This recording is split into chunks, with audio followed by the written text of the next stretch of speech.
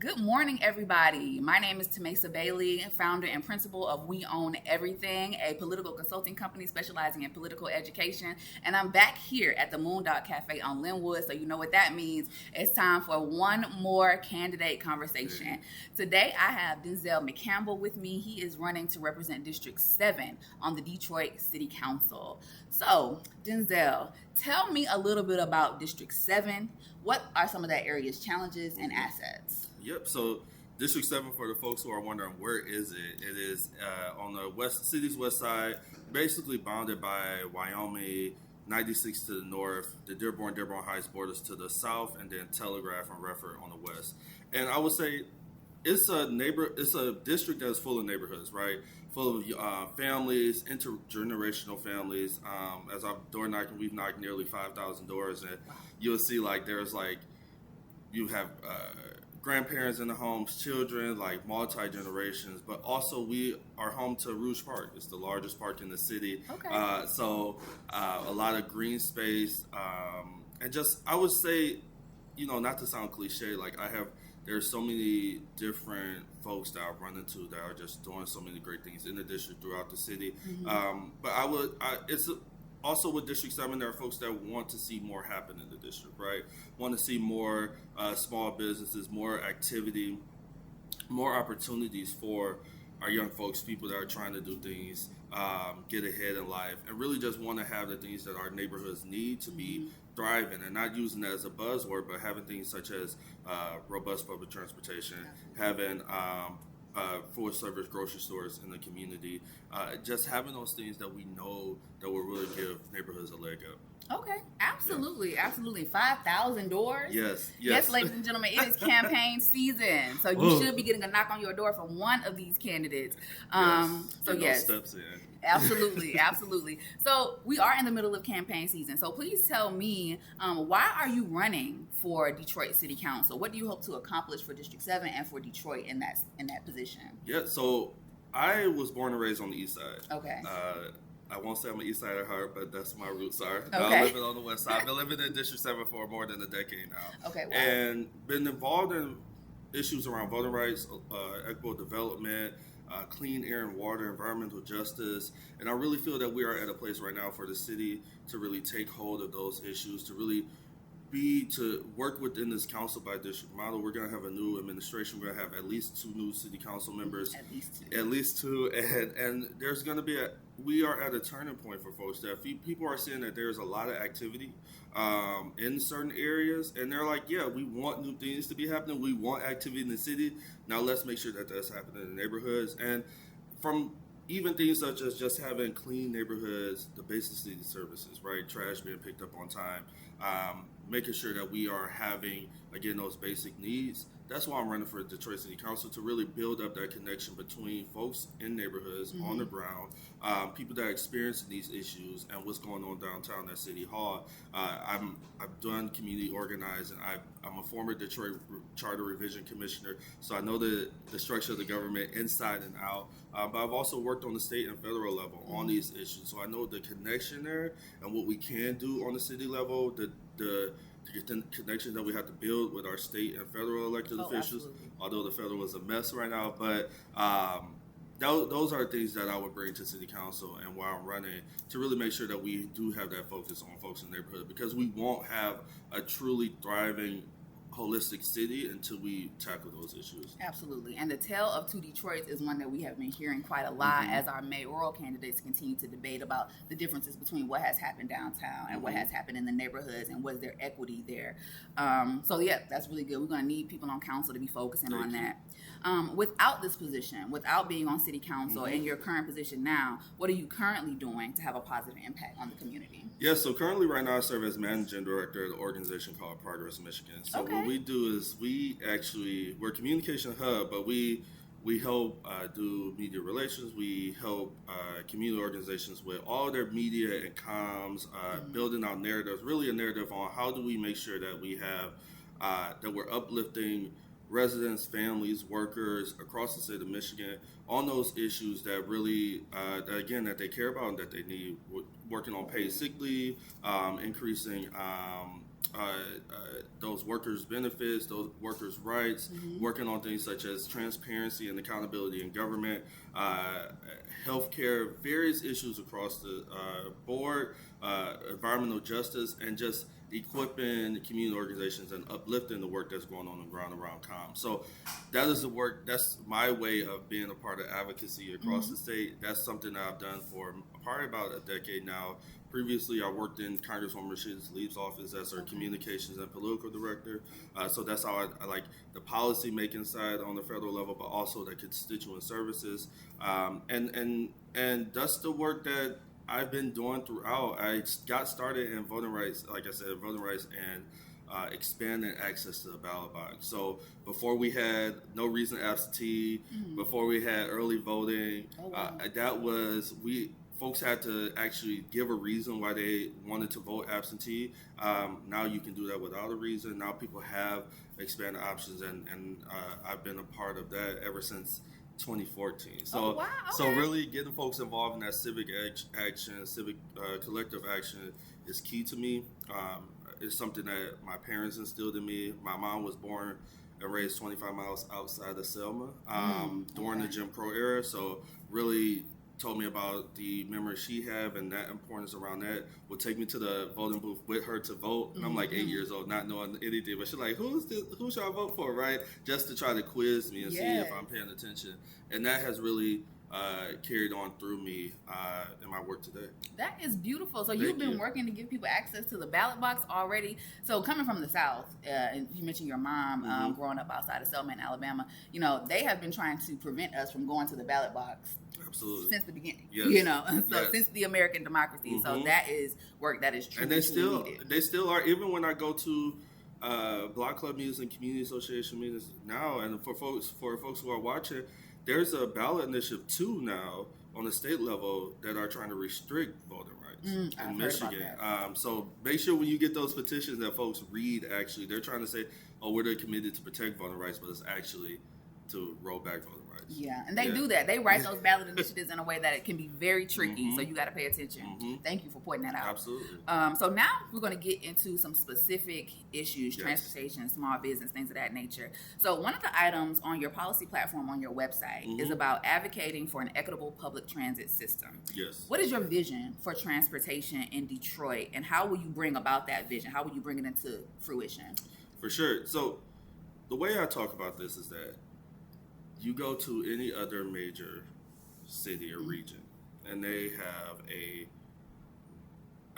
reliable public transportation system. Now, folks in those cities will say we can improve this and that, right? But when I come back home to Detroit, right? For example, you go to Washington D.C. If you go to an airport, any airport there, you don't even have to worry about getting a car. Absolutely. Right? I used to live in D.C. You can take the blue line from Reagan all the way to my house. Exactly.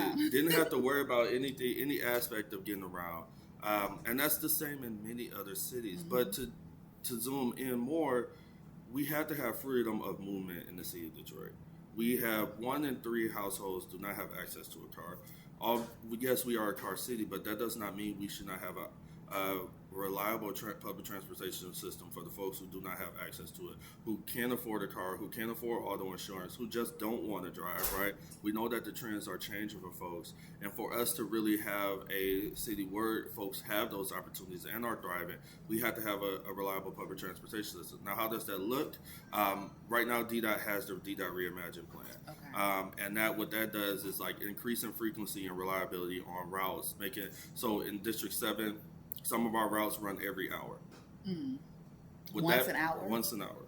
So what that means is that if you're going to work and you got to be there by 9 a.m., and the bus comes at 7:50, that you have to get on that 7:50 bus. If that bus is delayed or doesn't come, you're the 8:50 bus is too late. Right, exactly. So that's how that changes it. Like these are and then you think about, that's if you only have to take one bus. If you had transfers and all of that. So we have to make sure that the frequency is more. We have to make sure the reliability is more. But that takes multiple levels. One, we have to pay our bus drivers more. Smart bus drivers are now paid more than DDOT bus drivers. So when you're thinking about workers seeing that, they're like, well, I'm going to go, I think it's like Now it's $9 more an hour. $9 more? We have to make sure that we have mechanics. We have to make sure to keep our fleet serviced and such. So making sure that we have those resources there, and making sure that the administration, whatever new administration comes in, is actually fulfilling DDOT Reimagined. But that's just to get us to a point where we do have reliable and frequent routes. I think ultimately for us to get to where we actually need to go when we think about bus rapid transit, when we think about light rail, the possibility of like actual light rail to go around the region, we're going to have to do a regional transit authority. And that's going to have to get buy-in from other counties, and that's something that I would want to do on city council, be an advocate to actually organize other communities, bring folks together to say, like, how does regional transportation look for the region? That is excellent, and that is going to be a job too, because yes. I've lived in a few cities, DC and Atlanta, and in Atlanta the whole idea of expanding transit was really controversial because not every area wants transit. Not every area wants freedom of movement for certain people, so I think that's a certain people is key. And it's like, so one thing that's also happened on the transit level is that, you know, Wayne County Executive Evans is pushing for this all-in for now that they will be able to vote to put all communities into the smart and system, and that's a good first step forward, because how are we preventing people from coming into certain communities? But we'll say, oh, we need folks to work these jobs, but you don't want me to be able to get there, so that means you don't want me there. So we have to be having those real conversations, and we have to be able to work with other communities, especially residents in other communities, and say, what does this actually look like? Yep, absolutely. And one of the things you mentioned was raises for bus drivers and a lot of advocacy around transportation. One of the fiercest transportation advocates here in this city is Brother Cunningham. You can't come to city council on a Tuesday and not hear Brother Cunningham talk about the buses. And he's been able to do a lot of things. It just bringing light to this issue. And he's been riding. Candidates have been riding with him on the bus to actually experience what it's like to ride DDOT. Yeah. Have you been able to ride with Brother Cunningham? And if so, what was that like? We did. We rode the Plymouth bus. Okay.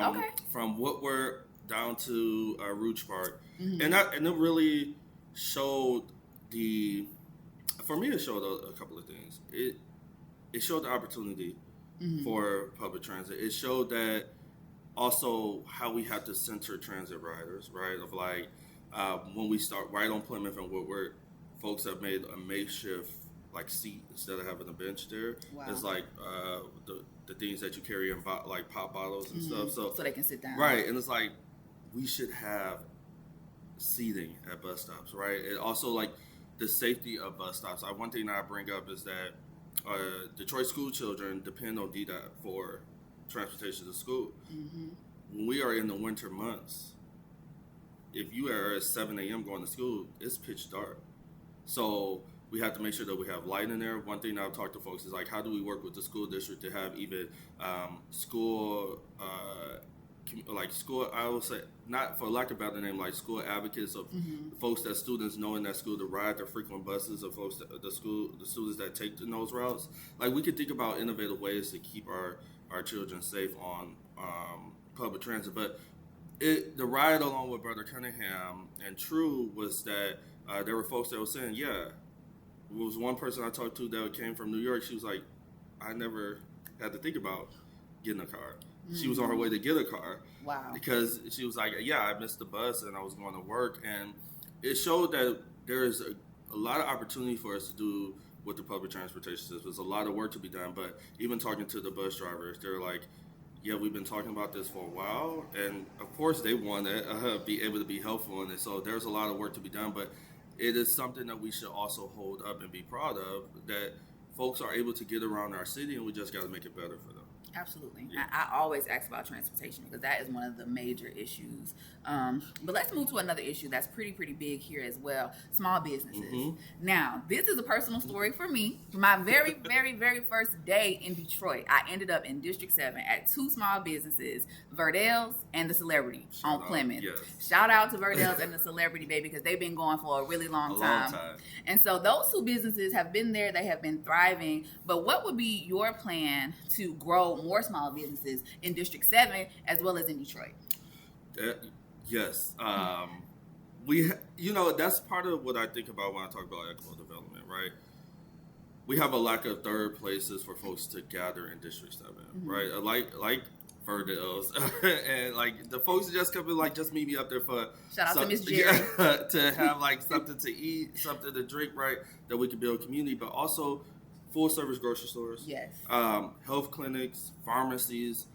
What I bring those up for is that those are things that we know that we need constantly, day in and day out, and we shouldn't have to go to Livonia. We shouldn't have to go to Dearborn or another area in the city just to get those basic things. We need it right in our communities to be able to walk to be able to take a short bus ride to, right? To be able to bike to, and that is how we're going to increase activity in our communities, increase good jobs, right? We have done some events out of Brutiful. It's a coffee shop right near Rouge Park. And Miss Beverly over there, she has a child care center and a coffee house there. And like, we could be like having more of a streetscape, right? For a bit, like to have a more of an outside cafe area, right? Absolutely. That's what folks have been asking for on Warren.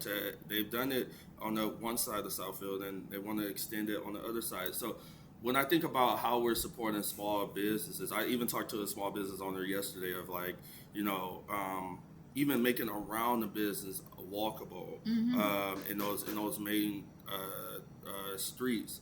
That is something that we should have the view in the city of Detroit of like, what do our small businesses owners need, whether it's external, whether it's with the city infrastructure. I think also making sure that we are supporting small businesses and getting started up, and all of the things that they need there, and really using our leverage and resources to say, okay, in District 7, we need full service grocery stores. If we're thinking about planning and development, we're thinking about, how we should actually be using tax incentives to say, okay, let's bring this here, but also let's make sure not only that those are good paying union jobs when we build it, that community members get, right? But also when they're built, that those are good jobs afterwards, and supporting the small business owners that are in Detroit that are saying, I want to do more in my community, I want to provide more in my community. That's the focus that we should have, and that's what I'll be pushing for at the city council table. Absolutely, and I love small businesses. We're in one right now, yes. Moondog Cafe on Linwood, and so commercial corridors mean a lot to me. Yes. I live off Linwood. I want to see, our area thriving. I know you want to see the same for District 7. I don't mean to cut you off. I just the idea of being like, if I don't have to get in my car and go somewhere, like I could just walk to get a coffee, I can walk to go get some groceries, I can walk to go pick up or go to the doctor, like, and I can then go walk and meet my friend at like a restaurant or something. Like, that's what I think about, and we know it happens in other cities, it's happening in other places in the metro region, in the city of Detroit, and we should just be able to have that happen throughout the city. Absolutely. Yeah. Detroiters deserve it. So the last issue I want to touch on is an issue that has been being talked about in the city. It touches your district specifically, and that is solar power. So you are probably aware of the Solar Neighborhood Initiative, where the city of Detroit is putting solar fields into residential communities. In District 7, in O'Shea Park, there is already a very large solar field there. I believe it's a partnership between the city and DTE. So how do you feel about O'Shea Park and the Solar Neighborhood Project overall? And as you know, this came through City Council. So if you were on City Council when it was being debated, how would you have voted? Yeah, so I think when it comes to solar and when it comes to O'Shea, I look at it in this way.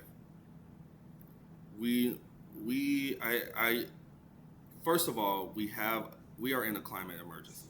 Okay. Yep. Right. Yeah. And at the end of the day, climate change and the impacts of climate change are disproportionately impacting Black and brown communities. Okay. Absolutely. And is impacting low-income communities, and we're getting the brunt of it. And then what I will also say when it comes to renewable energy, it has to be, we have to, like, renewable, what we have seen with solar is that folks were working to, folks in Highland Park were doing solar street lights when DTE took all their street lights, right, with Solidarity and that work. You have folks installing solar on their homes and then actually selling it back to get more money when they were selling it back to DTE. My view on solar and renewable energy is that if we're going to use city land and city assets for solar to improve to push back on climate change, it has to benefit residents. And it can't just be a corporation checking a box for their portfolio of renewable energy. If that's the case, then we'd have to think about community benefits, right? And how does a community get a positive impact from them using that land for solar? Yes, solar is going to take a lot of land. Detroit has a lot of land, but we have to make sure that that it's happening again in an equitable way, right? Like if we're going to have a solar farm, let's think about are we getting energy to folks that are around there, right? Are there discounts that are going to folks? Are we allowing them to draw from that solar in that area as well? Are we equipping folks with solar panels on their homes themselves, right? That is where. So I don't want to go back and say how I would vote at the city council table. What I would tell you if something is like that coming to the city council table when I'm there is that those are the things I would actually be doing. Is like first and foremost going to talk to folks in those areas, right, and involving them to say, because when you go to talk to folks, like if you go door to door to people and they'll say, one, my energy bill is too high. That is, I don't think you will find anybody to say that, and we know that renewable energy costs less in the long run. So how do we make sure that folks are involved in that to get lower energy bills, but also work in a way that we're saving our planet, improving our public health, but also getting all the benefits of that, and not just a monopoly corporation. Absolutely. Yes. I totally agree. And this solar initiative is not over. There will be new phases of it. And so you may some of this may come across your desk if you're elected. So my last question is, if you are unsuccessful in this race, how will you continue to make an impact on the community? I'm going to continue to do what I do. Absolutely. Like that, what I'm currently doing. Like I was talking to someone, I deeply enjoy public policy because I believe that it's something, we know that it's something that can really help a mass majority of folks with a vote at the city council table and sign into law, right?